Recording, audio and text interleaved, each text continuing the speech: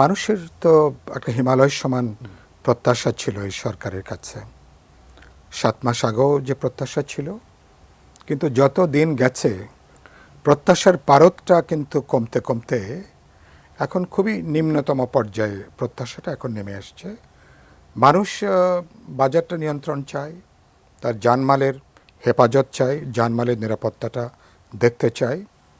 এবং 16 বছর ধরে মানুষ যে নির্বাচনের জন্য অপেক্ষা করছে, নিজের প্রতিনিধি নির্বাচন করবে, মানুষ আসলে সেই নির্বাচনের দিকে মানুষ কিন্তু তাকিয়ে আছে। সংক্ষেপে বললে পরিস্থিতিটা হচ্ছে মোটামুটি এরকম। এই মুহূর্তে যেটা আপনি উল্লেখ করছিলেন, এক ধরনের সামাজিক নৈরাজ্যের পরিস্থিতি চলছে এখন। যত দিন যাচ্ছে তত বেশি মনে হচ্ছে নৈরাজ্যের বিস্তৃতি ঘটছে। মানুষের উদ্বেগ উৎকণ্ঠাটা বাড়ছে, নিরাপত্তাহীনতা বাড়ছে, এবং মনে হচ্ছে যে সরকার পরিস্থিতিটা ঠিক সামাল দিয়ে উঠতে পারছেন না। গত কদিনে ঢাকাসহ দেশব্যাপী যে উত্তাল দিনগুলো, সেটাই প্রমাণ করছে যে পরিস্থিতিটা কতখানি অস্থির, অনিশ্চিত, এবং বলতে পারেন আমরা কোন দিকে যাচ্ছি হলপ করে জোর দিয়ে কারো পক্ষে বলাটা খুব মুশকিল। এরকম হওয়ার কথা ছিল না। সেদিক থেকে কেউ কেউ বলার চেষ্টা করছেন দেশে আইনশৃঙ্খলা যে পরিস্থিতি, তাতে তো এরকম একটা অবস্থায় তো জাতীয় নির্বাচনের কোনো সুযোগ নেই। আমি কথাটা উল্টো দিক থেকে ঠিক উল্টোভাবে বিবেচনা করি। যেটা চলছে, সরকার ইতিমধ্যেই দুটো তত্ত্বাবধায়ক সরকারের যে মেয়াদ 90 দিন, তার চেয়ে বেশি সময় তারা কিন্তু পার করে ফেলেছেন। এখনো পর্যন্ত তারা জন আস্থা অর্জন করবার মতন দৃশ্যমান কার্যকারী কোনো কিছু করতে পারেননি।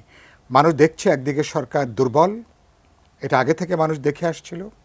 আরেকদিকে গত 2-3 মাস ধরে যখন দেখছে সরকার অকার্যকর, সরকারে ওই অর্থে কোনো ইফেক্টিভনেস নাই, মানুষ তো সরকারের কাছে শেষ পর্যন্ত কালার এক্সপার্ট, জর্জ স্যাপ এবং মাইল্ড অন হ্যান্ডস টেকনোলজি সমৃদ্ধ অরিক্স ক্রিস্টাল ওয়াশ আপনার লন্ড্রি এক্সপার্ট। মানুষ এক ধরনের আশ্রয় চায়, নিরাপত্তা চায়। তো এরকম একটা জায়গা থেকে যা খুশি করা চলে। বাংলাদেশে বাস্তবত সেরকম একটা পরিস্থিতি চলছে।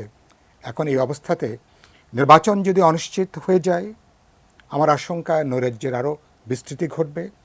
সেখানে আপনি যেটা বলছিলেন, তাহলে করণীয়টা কী? করণীয়টা হচ্ছে, যেটা আমি মনে করি আজকে নির্বাচন কমিশন গুরুত্বপূর্ণ বক্তব্য দিয়েছেন। এবছরের ডিসেম্বরের মধ্যেই তারা জাতীয় নির্বাচনের প্রস্তুতি রেখেই তারা এখন কাজ শুরু করেছেন। আমি মনে করি সরকারের যদি রাজনৈতিক সদিচ্ছা যদি কাজ করে, তাহলে এর আগেও জাতীয় নির্বাচন করাটা অসম্ভব নয়, সেটাও সম্ভব। নির্বাচন কমিশন এপ্রিলের মধ্যে তাদের চূড়ান্ত ভোটার তালিকা প্রণয়ন করবেন। রাজনৈতিক দলগুলো তাদের এক ধরনের প্রস্তুতি চলছে। সুতরাং একটা অনির্বাচিত সরকার যদি দীর্ঘদিন এভাবে চলতে থাকে, নানা অনিশ্চয়তা, নানা ধরনের ঝুঁকি রাজনৈতিক, অর্থনৈতিক, সামাজিক বাড়তে থাকবে। আর লাস্ট কথা বলি, এই এপিসোডে কোনো রাজনৈতিক দল কেউ বলেনি যে কেউ সংস্কার চায় না, কেউ বলেনি যে আমরা যে গণহত্যা সংগঠিত হয়েছে, 16 বছর যে অপরাধ সংগঠিত হয়েছে, প্রত্যেকে আমরা এগুলোর বিচার চাই, আইনানুগ এটা বিচার চাই। কেউ কেউ চেষ্টা করছেন নির্বাচনের বিপরীতে সংস্কার এবং বিচারকে দাঁড় করানোর জন্য। আমরা ইতিমধ্যে, এটা তো আমাদের পাবলিক কমিটমেন্ট, আমাদের 31 দফা, বিপ্লবী ওয়ার্কার্স পার্টি, গণতন্ত্র মঞ্চ, বিএনপি সহ যারা আমরা বহু বছর ধরে রাজপথে, আমরা বলেছি পুরনো জমানায় ফেরার কোনো সুযোগ নেই। তাহলে যে ব্যবস্থা একটা দলকে, একটা ব্যক্তিকে চূড়ান্ত কর্তৃত্ববাদী শাসকে পরিণত করে, তার একটা গণতান্ত্রিক রূপান্তর, সংস্কার দরকার। সেজন্য আমরা সংস্কারের ব্যাপারে আমরা আলাপ আলোচনা করছি, একটা বোঝাপড়ার জায়গাটা আসার জন্য। আরেকটা বিচারটাও সরকার, দুটো ব্যাপারে তারা একটা ভিত্তিটা তৈরি করবেন, পরবর্তী ইলেক্টেড গভর্নমেন্ট তারা এটাকে এগিয়ে নেবেন। আর দেশে কোনো বিপ্লব হয়নি। যখন ওই যে বললেন না সংবিধান সভার যে প্রশ্নটা, যে দেশে কোনো সংবিধান থাকে না, নতুন একটা রাষ্ট্র যখন পত্তন হয়, তখন সেখানে সংবিধান সভার প্রশ্ন ওঠে। দেশে একটা নতুন শ্রেণী ক্ষমতা দখল করেছে, একটা বিপ্লবাত্মক পরিবর্তন হয়েছে, আর তখন আপনার এমন দেশে কোনো সংবিধানও নাই, কোনো ওই অর্থে একটা ললেসনেস চলছে, তখন আপনার নতুন সংবিধানের প্রশ্ন।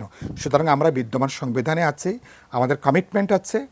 আমরা মনে করি আলাপ আলোচনা করে একটা বোঝাপড়া তৈরি করে ভবিষ্যতে নির্বাচিত জনপ্রতিনিধিরা তারা সেখানে গণতান্ত্রিক সংবিধান প্রণয়ন করবেন, তার যেখানে যেখানে যে পরিবর্তন দরকার, এবং বাংলাদেশ গণতান্ত্রিক অভিযাত্রার দিকে বাংলাদেশ হাঁটতে পারবে।